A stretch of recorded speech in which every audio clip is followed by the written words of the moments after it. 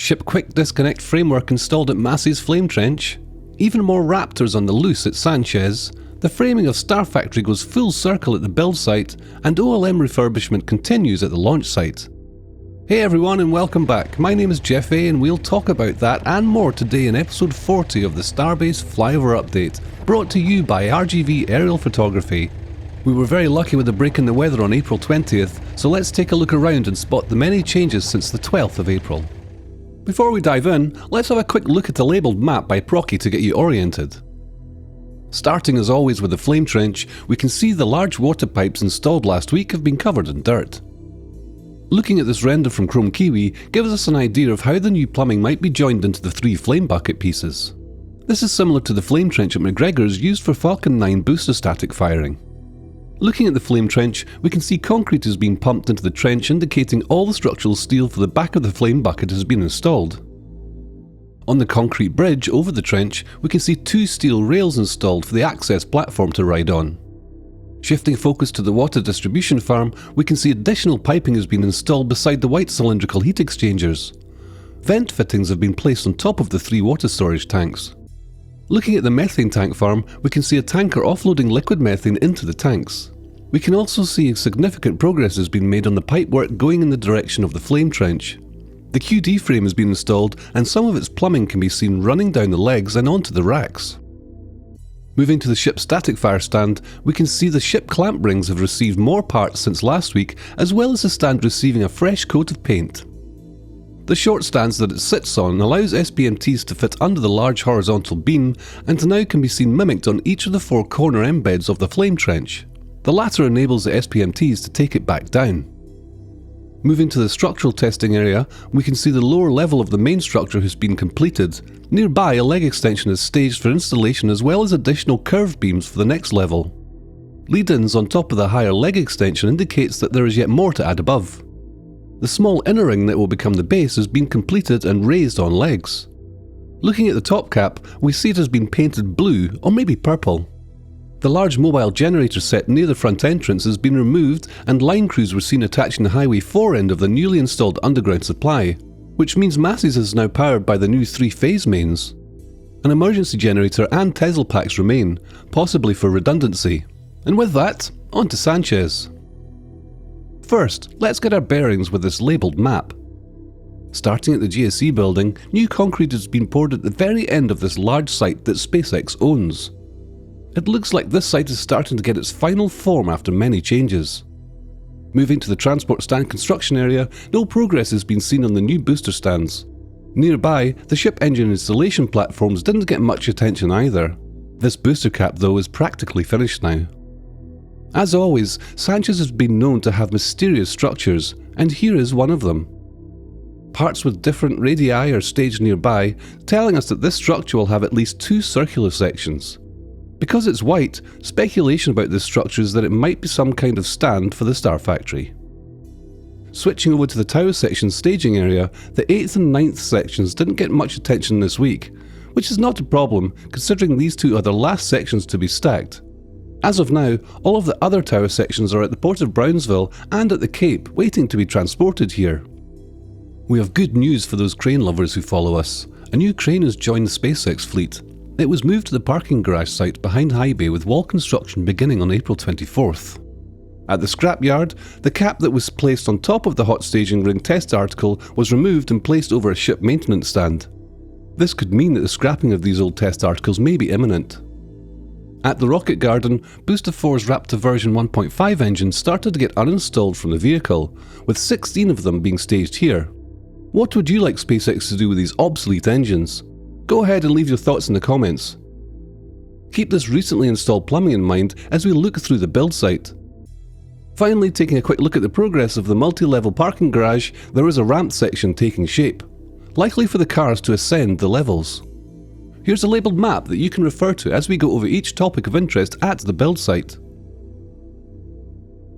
First, taking a look at Mega Bay 2, we see that some of the new plumbing from the rocket garden area has been tapped into and routed into the bay. It's unclear if this is for general water use or for fire suppression.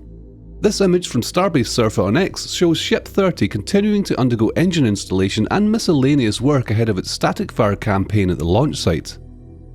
Meanwhile, as seen by this shot taken by Labpadre's rover cam, leg installation began for the final Starship work stand on April 17th on the front left corner of Mega Bay 2.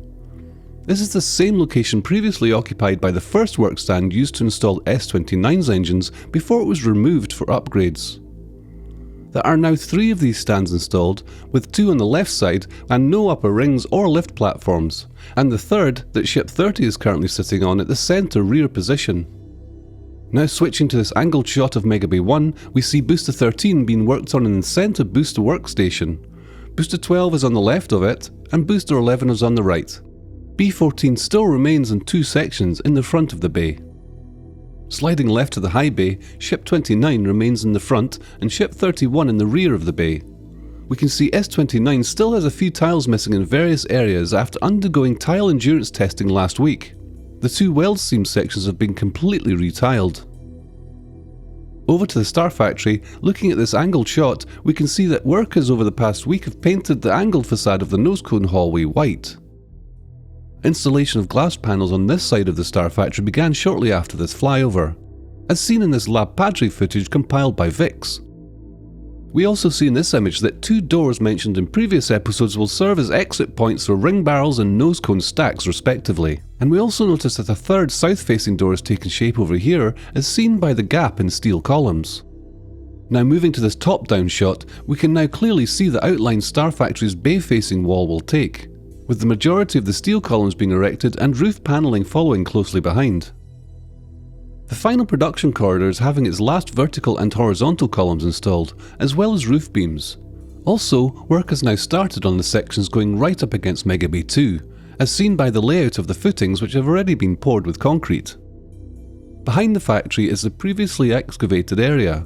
More of the plumbing from the rocket garden has been installed. This still leaves no clue as to what they are going to be used for.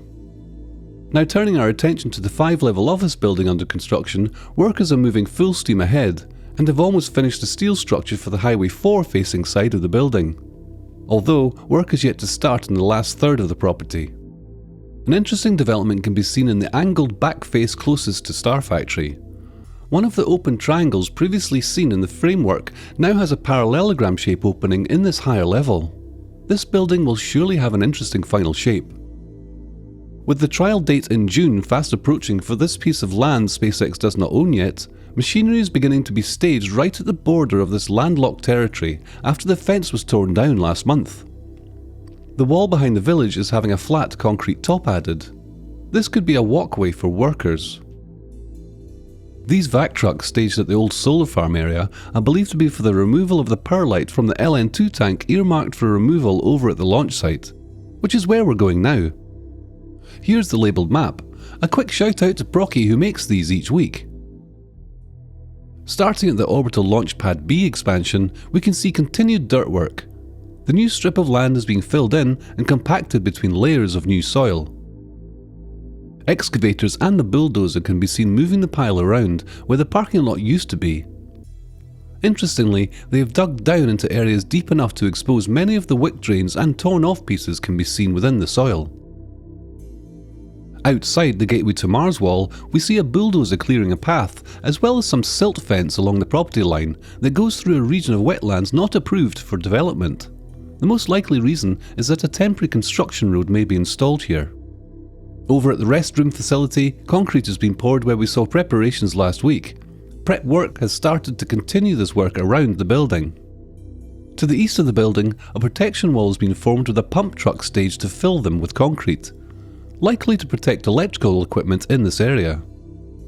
The CO2 tank and the high-pressure nitrogen tanks in the Deluge tank farm are also seeing some attention with scaffolding erected. Along the wetlands in the middle of the site, we see the flex hose removed from the BQD sitting on a trailer. Also lined up on the edge are the 4 vaporizers that have been in front of the tank farm since before IFT3. At the end of the tank farm expansion, we see what seems to be a few remaining pipe assemblies for tank farm integration. Under the blue tent, we see an expansion loop to finish the main LOX line near the pump side of the feed.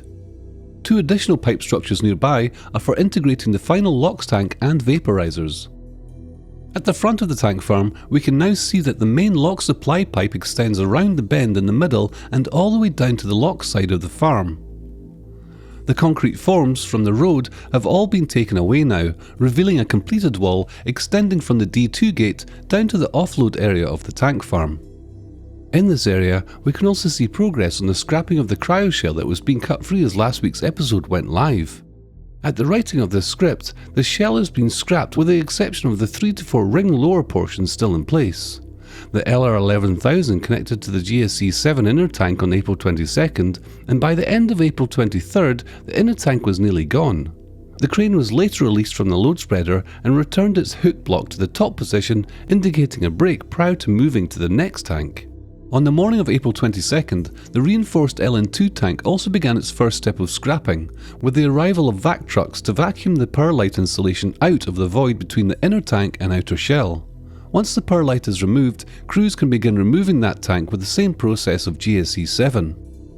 At the end of the tank farm, we see the first segments of the LOX main feed pipe that connects to the T that was installed earlier in the week. Here you can see the gap for the expansion loop at the end of the tank farm, which was installed on April 23rd. Flipping around to the backside of the orbital tank farm, we see that the 3 pill tanks are now fully armoured. Behind the methane subcoolers, we now see that the tank that had lost most of its insulation during the first 3 test flights, crews have now started to upgrade and reinstall new insulation with metal armour likely to appear soon. At the end of the tank farm berm, we see it appears to be complete compared to last week's flyover. Let's hop over to the orbital launchpad. We will start at the ship quick disconnect arm, where the main propellant flex lines have received a new layer of insulation, as they have seen some cosmetic damage over time. With no visible changes, we slide past the chopsticks to check on the updates to the OLM. First, we see that the BQD front hood is now installed. We can also see that there is a new structure on this version added to the middle of the hood. Moving down, we can see that new burn plates have been added to the top deck. The clamp arms have been the focus of a lot of the OLM work since B11's static fire test. Last week we identified the removed arm constraint linkages. This week we can see many of the upgraded linkages have been installed, with only a few to go. If we look at this render thanks to Ryan Hansen's space, we can see that additional material has been added to the lower surface of the linkage. On the end that connects to the launch mount inside, we also see a new serviceable wear surface that replaces a similar shape formed directly in the link on the previous iteration. And that's it for episode 40 of Starbase Flyover Update. Thank you for choosing to fly with RGV Aerial Photography, and I hope you all enjoyed the flight. If you liked what you saw today, please subscribe for more episodes and content so you don't miss out on the new videos each week. I'm Jeff A, and I'll see you soon for another update on all the things that are happening at Starbase, Texas from 10,500 feet.